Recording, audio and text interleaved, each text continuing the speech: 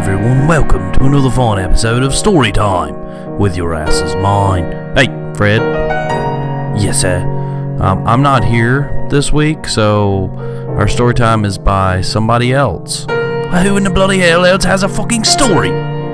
Look, don't get mad. It's my buddy Odin. Oh, that guy. Well, everyone, enjoy this fine story from Odin Kai 2112.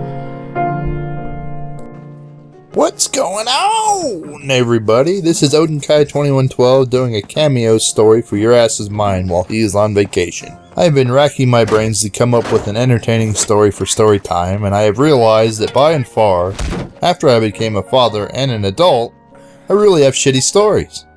So I'll have to take you back to a time of my high school years and give you a tale of why you should always take bros before hoes. To give you all some brief background, I grew up in a small mountain community where the high school was basically 350 to 400 kids, including all 13 grades, K through 12. So you can imagine my graduating class was only about 20 to 25 kids, and everyone in the school knew everyone else. So as a senior, you truly ran the school, unlike in the city where there are hundreds and hundreds of students to a graduating class. So over the 4 years it consisted of high school, I was pretty tight with 5 guys from my class and 3 to 4 guys from the class 2 years older than I was. We had to tie into the older guys because one of my friend's older brothers. All 7 of us referred to ourselves as the crew, which looking back on it now seems a little haughty, but we were all pretty dedicated to one another.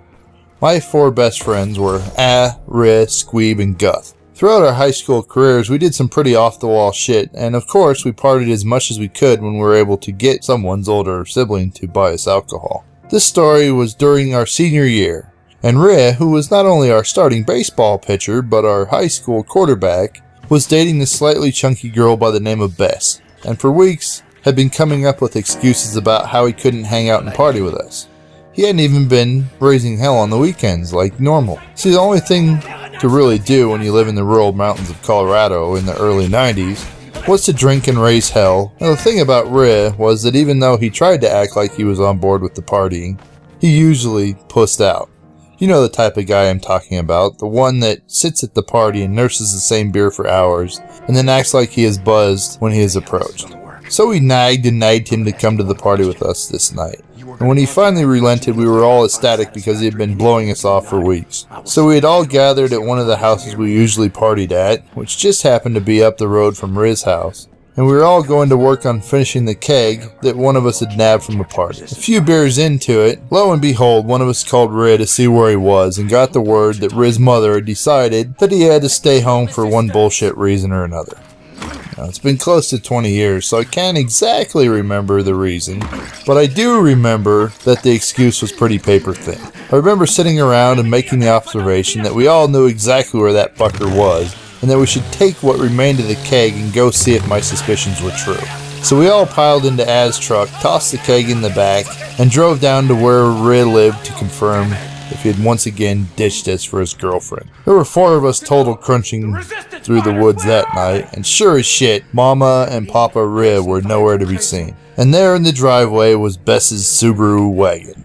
So we decided to hold up in the woods and drink some of the keg and figure out what we were going to do about one of our brothers putting his pussy connection before the rest of us. You see, the thing is not that he was ditching us for a piece of ass. We all agreed that when it came to getting laid, pussy was king. The problem was that he had to be a sneaky little lying bitch and tell us some bullshit story instead of the truth. So as the time went on and we became more and more intoxicated, and of course more and more annoyed, me, being one of the most vindictive ones of our group, I suggested that we go down and let all the air out of one of the tires of his girlfriend's car. That'd show her, it wasn't our boy's fault that he wasn't there, it was all her fault. We all sat there laughing like assholes because we envisioned our boy walking his girl out, giving her a kiss goodnight, and then having to change a flat tire. We all snuck down and unscrewed the valve stem and slowly let the air out of one of the tires. We didn't really want to ruin the tire, we just wanted to have to make him change it. Giggling like drunk schoolgirls, we retreated to the woods to watch the festivities. Of course, when you are inebriated, time seems to go faster than it actually does, and to us we'd been waiting there for hours, during which the idea came up, why not let the air out of all the tires? So once again, we all ran down through the trees and commenced letting the air out of all the tires. By this time, 3 of us were pretty buzzed, and we all stomped back to our keg to sit down and wait. Finally, after what seemed like a small eternity, the outside light snapped on and out comes the 2 lovebirds. Our boy walked his girlfriend out to her car and gave her a long, leisurely kiss goodnight. Sitting in the woods, trying like hell to keep from bursting out laughing, we awaited the payback of him noticing the flat tires, and of course, having to change them. In our current state of mind, it never occurred to us that most people only have a single spare, and that chances are all that would have happened would be that he would have to drive her home. We never in a million years thought that neither one of them would notice the flat tires.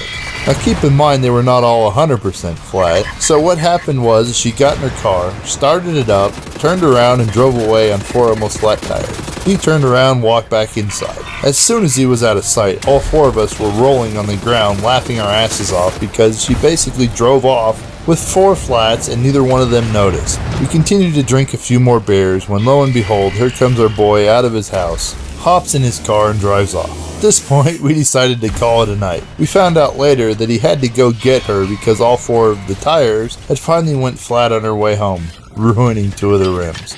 So the moral of this story is if you want to get pussy and blow off your boys, at least tell them the truth. They don't care that you're blowing them off to get laid. It's only when you lie to them about why you are blowing them off do they seek revenge.